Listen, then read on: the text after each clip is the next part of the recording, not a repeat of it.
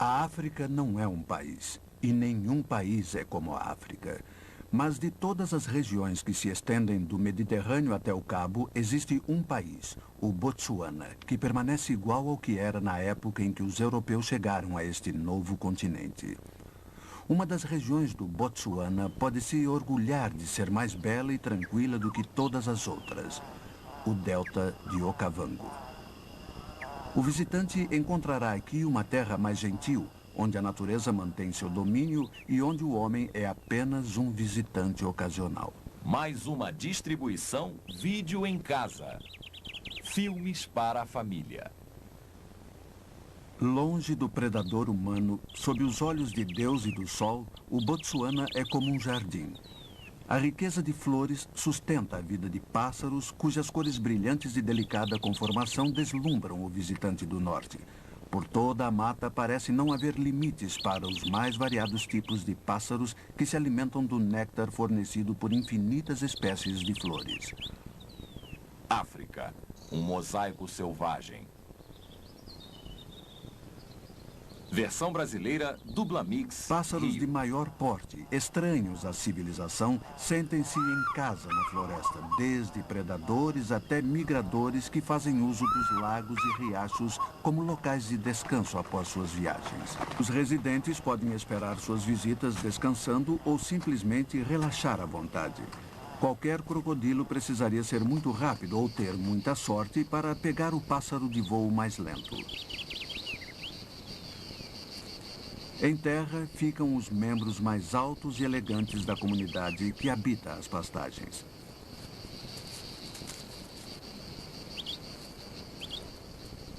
Alguns dos animais da África não precisam de sorte. Vivem da sua aptidão inata para capturar rapidamente a presa. Mas o processo de seleção natural desenvolvido ao longo de gerações fez com que a velocidade do predador, grande ou pequeno, seja contrabalançada pela taxa de natalidade e pela astúcia de suas presas. Algumas buscam abrigo nas sombras, outras nas árvores. Todos fazem parte do mosaico que compõe o ecossistema africano.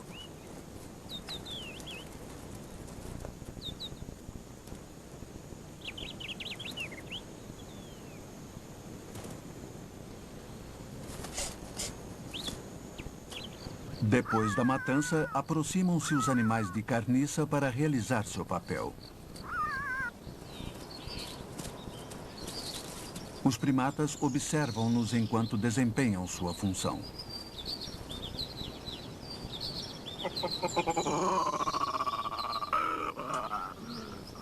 Mas a glória da África são as manadas de animais selvagens, o cervo e o antílope, que em outras épocas cobriam as savanas.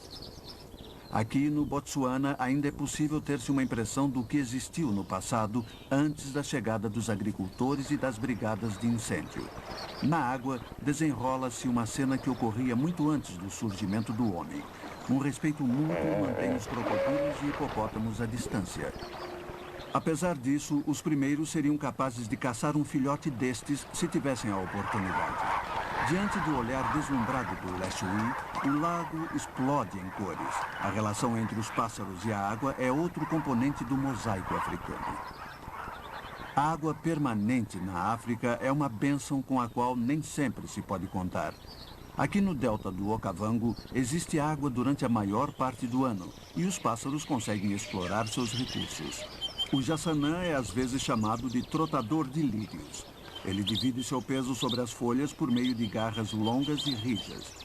Como as abelhas fazem uso do néctar e do pólen dos lírios, o jassanã procura insetos nas folhas ou na superfície das águas.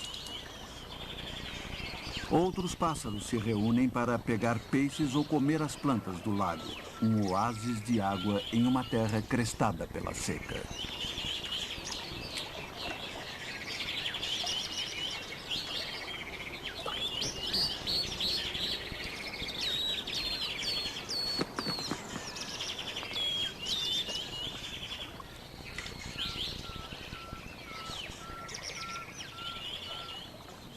O bater de asas pesadas anuncia a passagem de um bando de cegonhas para as quais a água se apresenta como um milagre depois de seu longo voo através das terras áridas do restante da África. Ao lado da água, desenrola-se o drama diário fora do alcance do olhar da maioria dos seres humanos. Duas espécies muito distantes em termos evolucionários encontram-se em um território comum.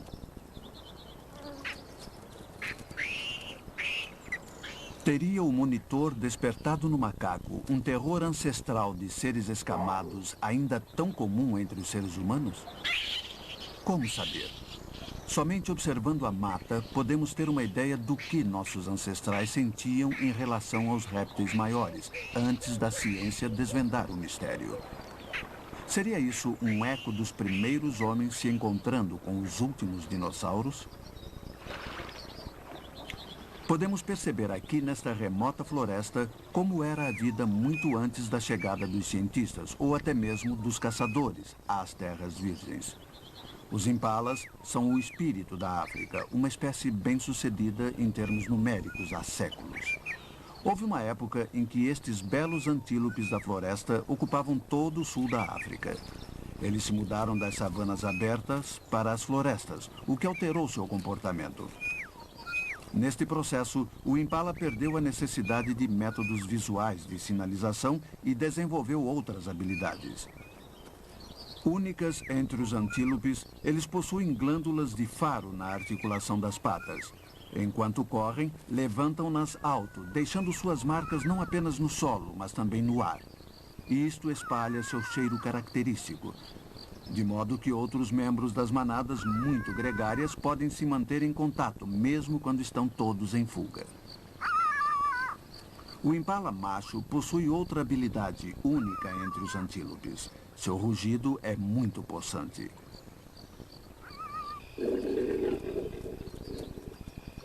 O crânio serve como ressoador para a laringe muito desenvolvida. Os machos que rugem atraem as fêmeas para fora das matas nas redondezas, levando-as a se reunirem em bandos. Em um ambiente onde nem sempre é fácil para os animais se avistarem, tais sinais acústicos são muito importantes. Ao se adaptarem às florestas, os impalas não abandonaram as pastagens mais abertas. Eles também se sentem à vontade onde existem menos árvores e a grama é o principal alimento. No resto da África, o território vai sendo ocupado pelos fazendeiros que não têm acesso às manadas de animais. Mas aqui no Botsuana, o primitivo espírito da África domina toda a paisagem. Entre os impalas, outros animais menos numerosos, mas igualmente fascinantes, partilham as fontes de água.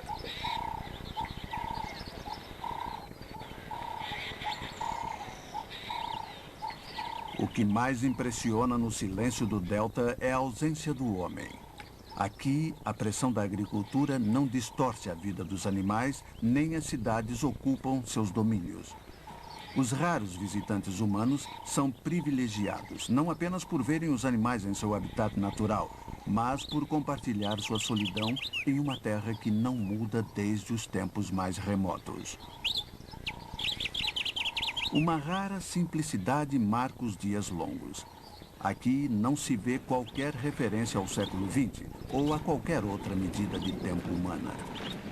Estes animais calmos e vagarosos já dominavam este território antes do homem ansioso surgir no planeta.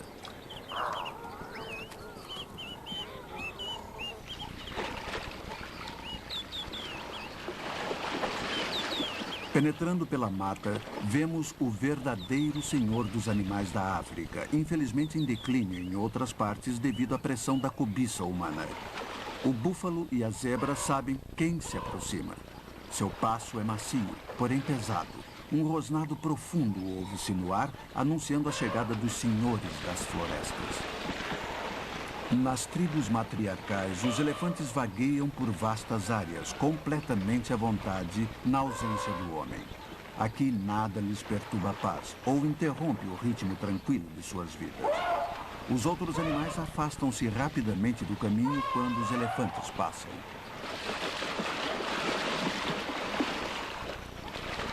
Os primeiros 18 ou 20 anos da vida do animal são um processo gradual de educação social. Os mais jovens aprendem qual o seu lugar no grupo e a maneira correta de se portar. Passadas de geração a geração, a tradição dos elefantes assegura a sobrevivência da família na terra que lhes pertence.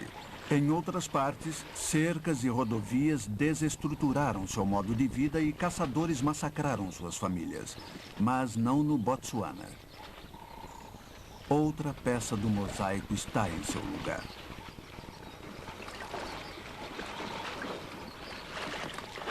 Durante o banho diário, cada animal conhece seu lugar na hierarquia dos elefantes e cada um se comporta em relação ao próximo com cortesia. Em outras espécies, esse respeito resulta do medo do mais forte, mas entre os elefantes, os laços familiares e o respeito pelos mais velhos são o que realmente orienta o comportamento social.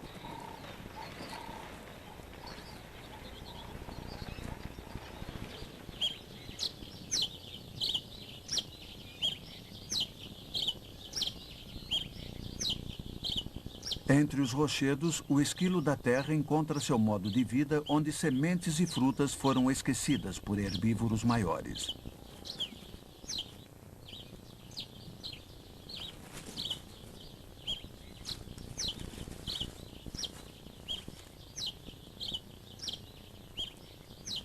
Vivendo em perfeita harmonia com o ambiente, os animais menores da África são tão fascinantes quanto os maiores.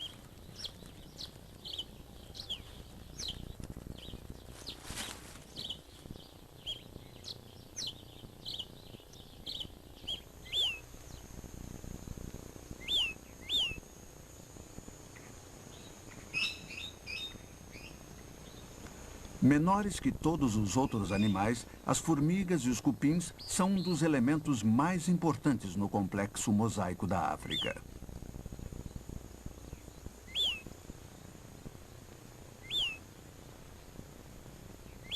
As formigas atuam como coletoras de sementes e animais de carniça. Outras vezes como caçadoras ou até proprietárias de escravos, capturando formigas de diferentes espécies e levando-as de volta para seus formigueiros como servas. Elas são tão abundantes na África que não poderiam deixar de ter um predador.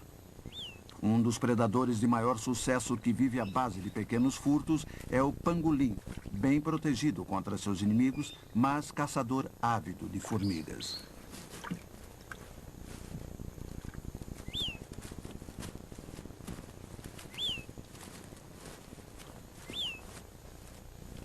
A vida na Terra é fascinante, mas outras formas de vida também pairam acima do solo.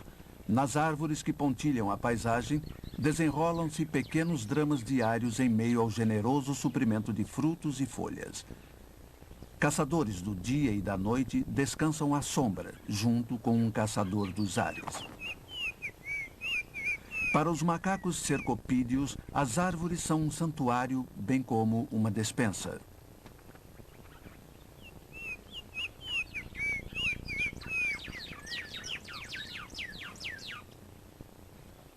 E não apenas para os macacos. Os mangustos se abrigam no interior de árvores ocas e caçam cobras no solo.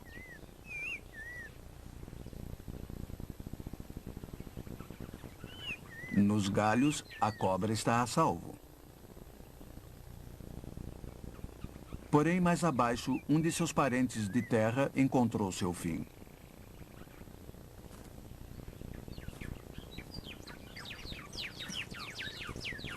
Os répteis da África representam um diário da evolução. Como muitos diários, ele é mais interessante no que tem de mais trivial. Numerosas espécies de lagartos, muitas delas raramente percebidas, fogem permanentemente dos animais maiores. Para os pássaros predadores, grandes ou pequenos, os lagartos dos mais diversos tamanhos são bem-vindos como alimento. Tanto dentro como em torno das fontes de água, existe comida e bebida para os que tiverem pernas capazes de consegui-la. A galinha d'Angola, com suas pernas curtas, vive em terra, mas para as cegonhas e hammerkops, a água é o principal território de caça.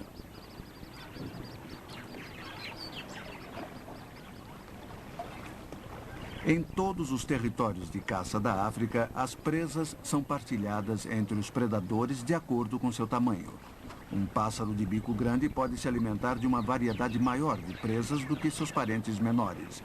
As cegonhas maiores são as que têm mais possibilidade de escolha.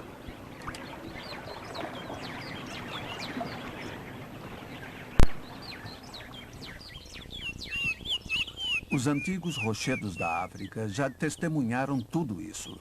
Milhares de anos de luz solar e ventos deram-lhes uma aparência acidentada. Nelas, muitas espécies chegaram em busca de abrigo e se foram sem serem percebidas pelo homem. Os homens que hoje andam por esta região se sentirão levados mentalmente a tempos remotos, quando os primeiros homens observaram atônitos uma terra que parecia não ter um lugar predestinado a eles, ocupada por poderosos animais sem medo de seres humanos. Talvez a coragem necessária para superar o sentimento de desamparo tenha sido distorcida e transformada na avareza que mais tarde veio a caracterizar a espécie humana. Mais tarde, em outras partes da África, esta avareza veio a dominar o ambiente.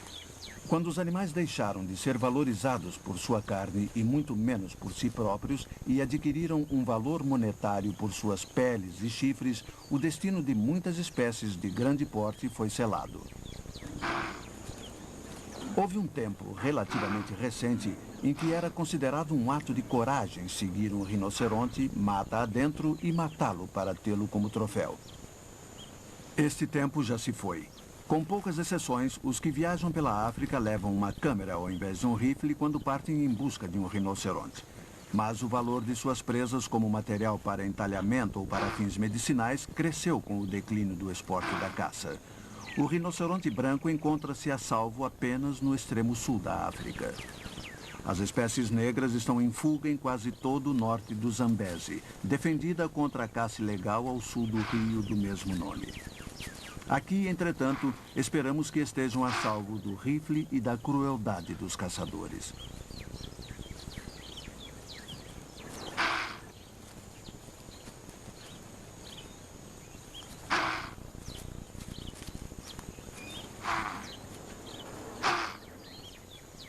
Assim como os elefantes, o rinoceronte pode viver em paz aqui, longe dos horrores que o século XX levou aos seus parentes do resto da África.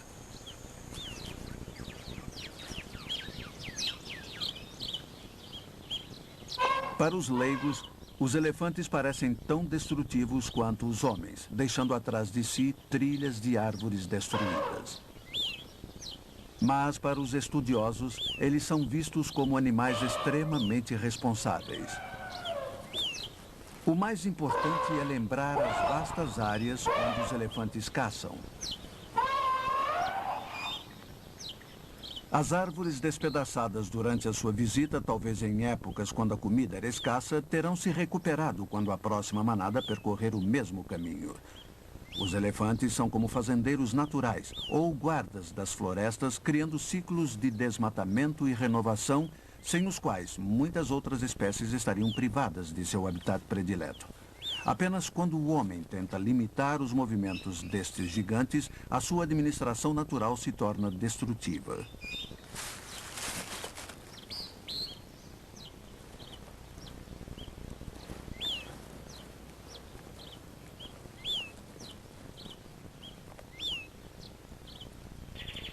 Embora os elefantes precisem de um vasto território e de muita água, para outros animais do mosaico, a água é o principal fator que controla sua distribuição. As superfícies de água se estendem até o horizonte como um mar de água clara e cristalina para alegrar os olhos e saciar a sede dos viajantes que vêm das terras áridas.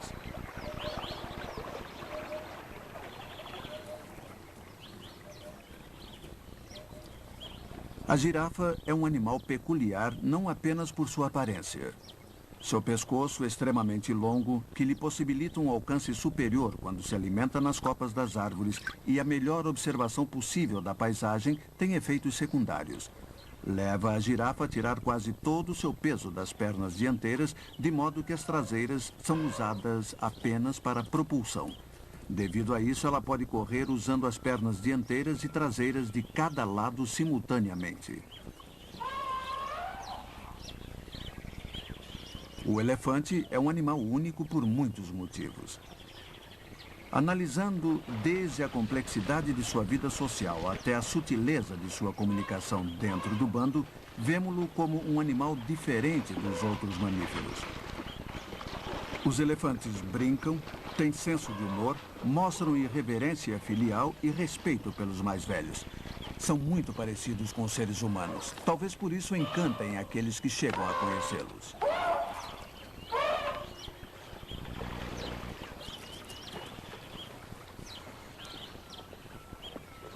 Mas este encanto não os ajudou em outras partes da África, onde tem sido cruelmente explorado por suas presas. Para países como o Botsuana e alguns de seus vizinhos do sul da África, o elefante cria um dilema. Seria melhor controlar as saudáveis manadas para que não prejudiquem o ambiente e usar o valiosíssimo marfim para financiar sua própria preservação? Ou ainda assumir uma posição contra o comércio mundial de marfim que gerou seu declínio em países ao norte? Aqui, nas florestas protegidas de Okavango, estes problemas parecem muito distantes.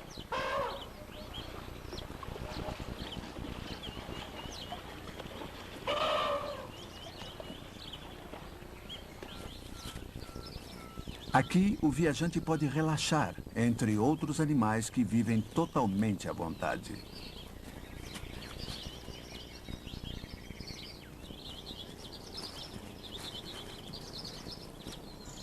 O tsessebe pode sobreviver durante 3 meses sem água. Quando voltarem as chuvas, eles seguirão a cheia em retrocesso, dependendo delas para se alimentarem da grama fresca. Os cientistas vêm criando grandes debates e controvérsias sobre as listras das zebras. Seria para ocultar os membros da manada dentro da massa de animais em movimentos diante do ataque de um predador? Ou elas existem, como sugerem outros, porque um corpo listrado torna-se invisível para certos mosquitos que são como verdadeiras pragas em outras partes da África? Agora é o momento para sentar e sondar essas questões imponderáveis da floresta, como, por exemplo, a origem do possante pescoço da girafa.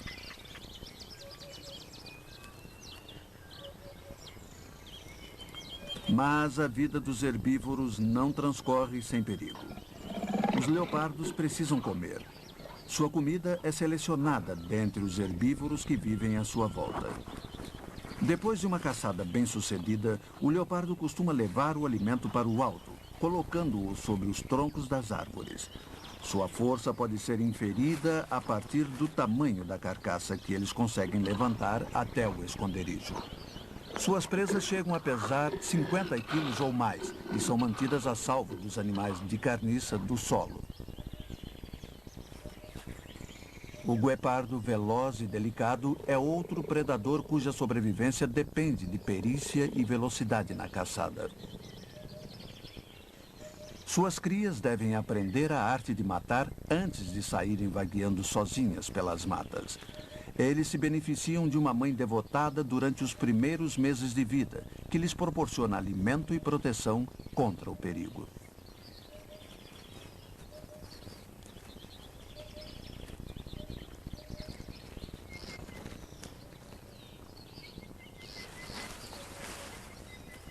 Quem observar suas brincadeiras pueris achará difícil imaginar que mais tarde se tornarão caçadores com corpos verdadeiramente aerodinâmicos.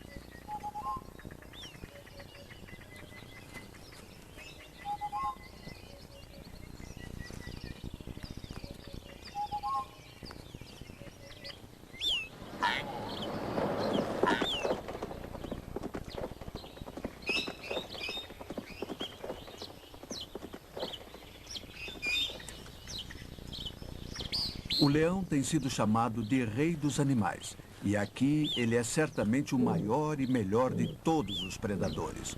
Poucos animais conseguem resistir ao ataque de um leão, mesmo quando são grandes como o gnu. Mas a reputação do leão tem sido questionada por estudos recentes. Considera-se agora mais correto chamar a leoa de rainha dos animais, tendo o macho apenas como seu consorte. É ela que caça e organiza o grupo. O macho é seu preguiçoso senhor, pai de seus filhos, mas sujeita-se ao seu comando.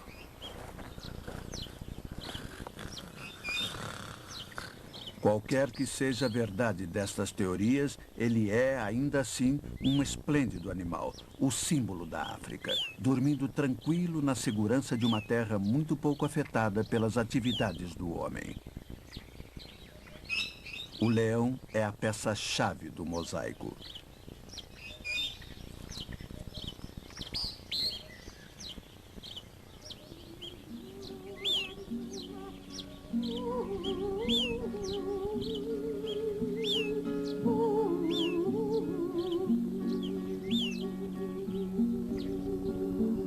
O Botsuana não representa toda a África, mas contém a maioria das peças do mosaico, mais do que qualquer outro país. É o que restou de melhor do que já foi um poderoso continente. Esperamos que continue assim.